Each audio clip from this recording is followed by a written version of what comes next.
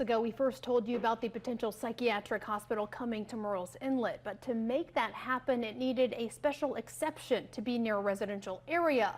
Well, that rezoning request was ultimately denied, but then fast forward, and now the developer is appealing the Zoning Commission's decision, claiming zoning policies violate the Americans with Disabilities Act. Our Gianni Peterson was able to catch up with some homeowners in the area to hear their thoughts about that appeal.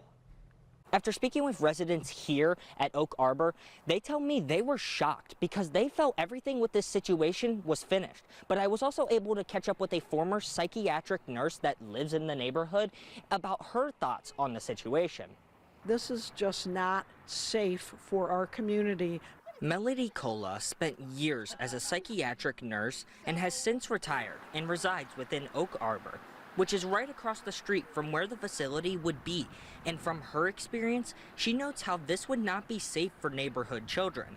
Many of patients that are psychiatric in nature also have a dual diagnosis, meaning they have a drug and alcohol problem. We're concerned that people that are undesirable will be hanging around the facility waiting for these people to be discharged. She says that is more often the case than not in her experience. However, the true risk comes when a person first comes in, she says. When a person is first admitted, they're at the peak of their disease process. They're either trying to manage the person's drugs for them because they're totally unstable, and those people are at the most risk for trying to get away. They don't want to be here. And for homeowners within the community, safety of the kids is the top priority. And if the facility becomes a real possibility so close to a residential area, it will become the standard.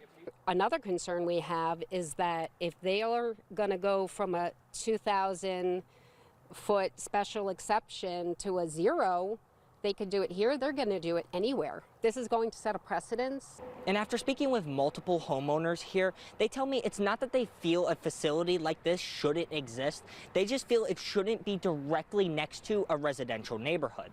Reporting in Murrells Inlet, Gianni Peterson, WMBF News.